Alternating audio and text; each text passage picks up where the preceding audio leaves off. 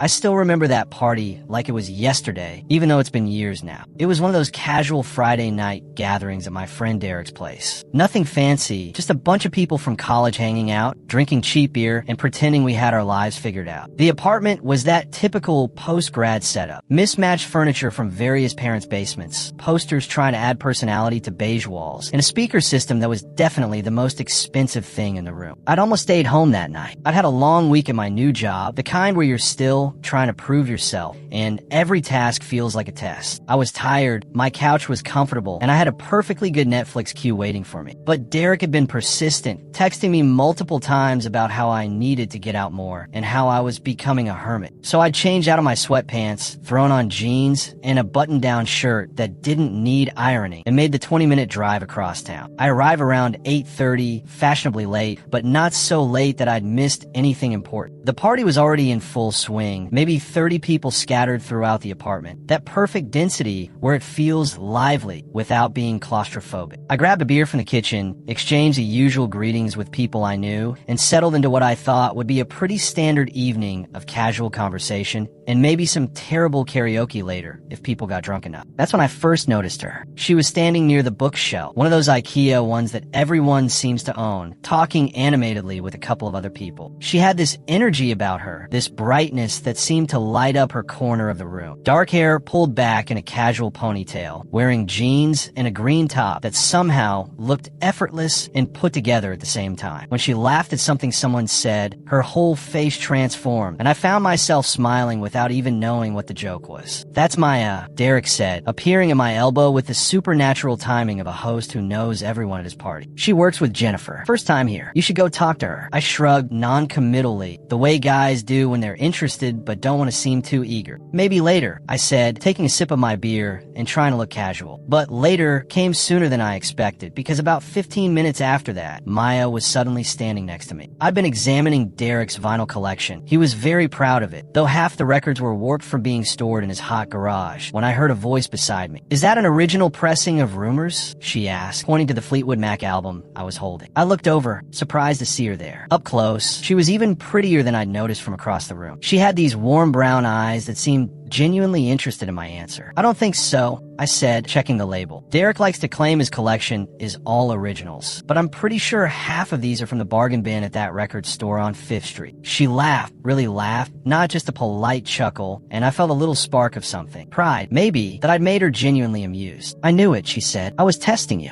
Anyone who really knows vinyl can spot a reissue from across the room. We fell into easy conversation after that. She told me about her job in marketing, how she just moved to the city 6 months ago and was still figuring out the best coffee shops and the neighborhoods to avoid during rush hour. I told her about my work in software development, making it sound more interesting than it actually was, leaving out the parts about debugging code for 8 hours straight and the passive-aggressive emails from project managers. "So you're basically a wizard," she said, her eyes twinkling. "You speak in code and make things appear on screens. That's magic as far as I'm concerned. If I'm a wizard, I'm a pretty low-level one," I replied. "More like a wizard's apprentice who occasionally sets things on fire by accident." She touched my arm when she laughed at that, her hand resting there for just a moment longer than necessary. It was a light touch, casual, the kind of thing that could have meant anything or nothing. I registered it, but my brain filed it away under friendly gesture rather than possible interest. After all, some people were just naturally touchy, right? It didn't necessarily mean anything. What I didn't realize, what I was completely, utterly oblivious to, was that this was just the beginning. Over the next 2 hours, Maya found reasons to be near me constantly. When I moved to the kitchen to grab another beer, she appeared moments later asking where the bottle opener was, even though there was one clearly visible on the counter. When I joined a group discussing the latest superhero movie, she materialized at the edge of the circle, contributing opinions that somehow always aligned with mine, creating this sense of connection and shared taste. "I know, right?" she'd say enthusiastically whenever I made a point. "That's exactly what I thought." I'd smile, pleased to have found someone who seemed to get my perspective, completely missing the fact fact that she was actively working to create that impression. Looking back now, with the clarity that only hindsight and humiliation can provide, I can see how deliberate it all was. But in the moment, I just thought I'd met someone unusually easy to talk to, someone who happened to share a lot of my interests. My friend Marcus pulled me aside at one point when I went to the bathroom. He was leaning against the wall in the hallway, clearly a little drunk, with that knowing smirk that drunk people get when they think they've figured something out. "Dude," he said, drawing out the word, "that girl is totally into you." I looked at him blankly. "What girl?" "Maya.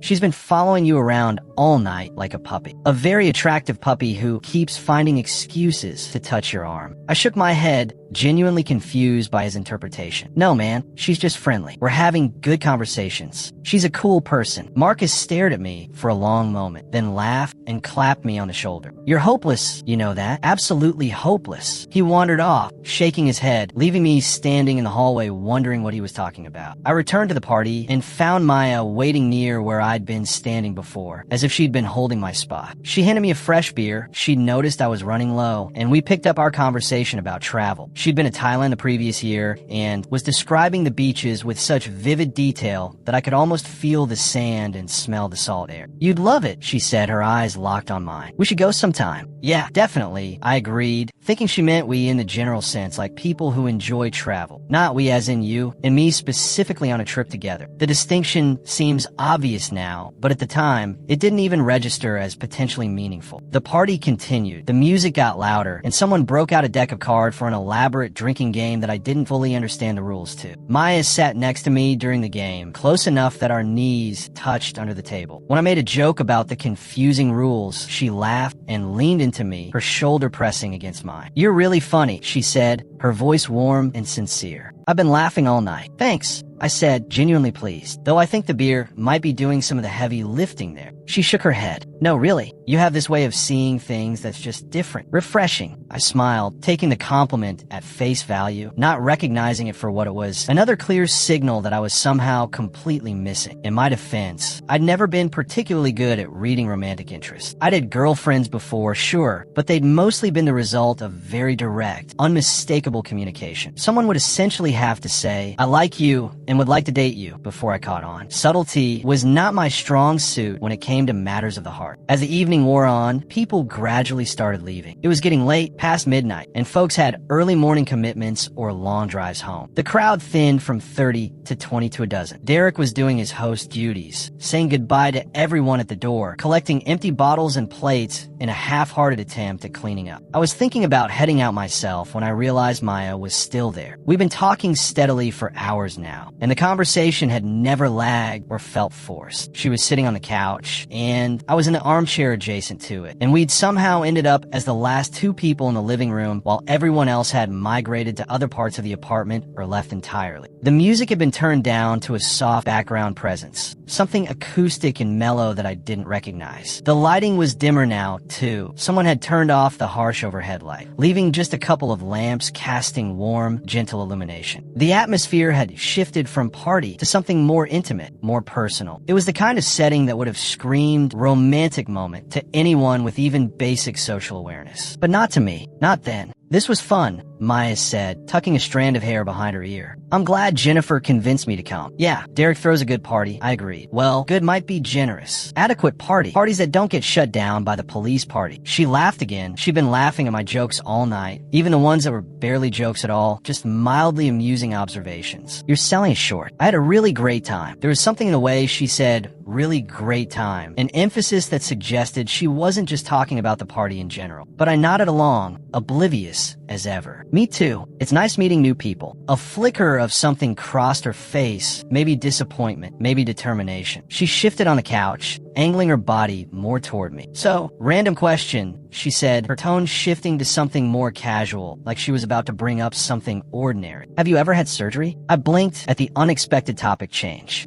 Yeah, actually, I had a hernia operation a couple years ago." "What?" Her face lit up. "No way. Me too. I had one last year." "Which side?" "Right side," I said, pointing vaguely at my lower abdomen. They went in through a small incision near my hip. It was laparoscopic, so the recovery wasn't too bad. "Same," she said, seeming genuinely excited by this coincidence. "Mine was on the left side." but yeah, the same type of procedure. How big is your scar? I shrugged. Pretty small. Maybe an inch? It's faded a lot. I can barely see it now. Mine too, she said. And then she paused, her eyes meeting mine with an intensity that should have told me something was about to happen. Something significant. You can still feel it though, you know, even if you can't see it clearly. Yeah, I said, not picking up on anything unusual yet. Yeah, she said softly. She moved closer, shifting from the couch to perch on the arm of my chair. We were suddenly very close enough that I could smell her perfume, something light and floral. Mine's right here. And then she did it. She reached out, took my hand in both of hers. Her skin was warm, soft, her touch deliberate and unmistakable, and began guiding it toward her waist. Not quickly, not aggressively, but slowly, giving me every opportunity to understand what was happening, what she was offering. She placed my hand on the exposed skin just above her jeans, on her hip where the scar would be. Her eyes never left mine. The moment stretched out, heavy with possibility and intention. This was it. The moment she'd been building toward all evening. The culmination of hours of flirting and clear signals and patient waiting for me to catch on. And what did I do? What was my response to this incredibly forward, unmistakably clear invitation that she had so carefully orchestrated? I moved my fingers slightly against her skin, feeling for the scar tissue, and then said in my most matter-of-fact, completely oblivious tone, I can't feel anything at all. Your surgeon must have done an absolutely amazing job. Like, seriously impressive work. What hospital did you go to? I looked up at her, expecting her to be pleased by the compliment to her surgeon's skill, maybe ready to discuss the details of her medical care. Instead, I saw her face change. It was like watching a light switch flip off. The warmth, the anticipation, the hope, all of it drained away in an instant, replaced by something between embarrassment and disappointment and disbelief. Her eyes widened slightly, then narrowed, and I could see her mentally recalculating, trying to figure out if I was joking or really this dense. The conclusion she reached was clearly not in my favor. She pulled my hand away quickly, almost jerking it back, like she'd been burned or had suddenly realized she'd made a terrible mistake. She stood up abruptly, smoothing down her shirt with sharp, agitated movements. I should go, she said, her voice tight and controlled. It's late. Oh, okay, I said, standing up too, still completely confused about what had just happened. Are you sure? We could keep talking if you want. She let out a short laugh that had no humor in it whatsoever. No, I think we're done talking. She grabbed her jacket from where it had been draped over the back of the couch, shrugged it on with quick, efficient movements. Did I say something wrong? I asked, genuinely concerned that I'd somehow offended her. Maybe she was sensitive about the surgery? Maybe I shouldn't have commented on it? No, she said, not looking at me. You didn't say anything wrong. That's kind of the problem. I had no idea what that meant. I stood there, confused and worried as she walked toward the front door. Well, it was nice meeting you, I called after her. Maybe I'll see you at the next party? She paused at the door, her hand on the knob, and looked back at me. There was something in her expression that I couldn't quite read. Sadness, maybe, or resignation. Yeah, she said quietly. Maybe. And then she was gone, the door closing behind her with a soft click that somehow felt final. I stood in the living room, alone now, trying to figure out what had just happened. Derek appeared from the kitchen, carrying a trash bag full of empty bottles. Did Maya just leave? He asked. Yeah, I said. I think I might have upset her somehow. We were talking about surgeries, and then she just left. Derek stared at me. You were talking about surgeries? Yeah, we both had hernia operations, and she was showing me where her scar was, and I told her I couldn't feel it and that her surgeon did a good job, and then she got weird and left. Derek continued staring at me, his expression shifting from confusion to realization to something like pity. Oh my God, he said slowly. Oh my God, dude. What? She was showing you her scar? Yes, so. Where? On her hip, near her waistband. Derek put down the trash bag and rubbed his face with both hands. She took your hand and put on her hip near her waistband, and you thought she was giving you a medical demonstration? Well, yeah, I said, starting to feel like I was missing something important. Dude, Derek said, with the patience of someone explaining something to a child. She wasn't trying to show you her scar. She was making a move. That was her way of getting you to touch her, to create a moment. She was into you, like really into you. She spent the entire night following you around, laughing at everything you said, finding excuses to be near you. I opened my mouth to argue, to say that she was just being friendly, but the words died in my throat, because suddenly, horribly, I was seeing the entire evening in a completely different light. All those moments I'd interpreted as friendliness, the touching, the laughing, the constant proximity, they weren't just friendliness. They were flirting. Obvious, clear, unmistakable flirting. Oh no, I said quietly. Yeah, Derek confirmed. Oh no, I said again, louder this time, as more pieces fell into place. The way she'd looked at me, the way she'd said, we should go about Thailand, the way she'd positioned positioned herself on the arm of my chair, close enough to kiss if I'd just leaned in. "I think I messed up," I said, which was possibly the understatement of the century. "Yeah," Derek said again. "You really did." I left shortly after that, my mind reeling, driving home on autopilot while my brain finally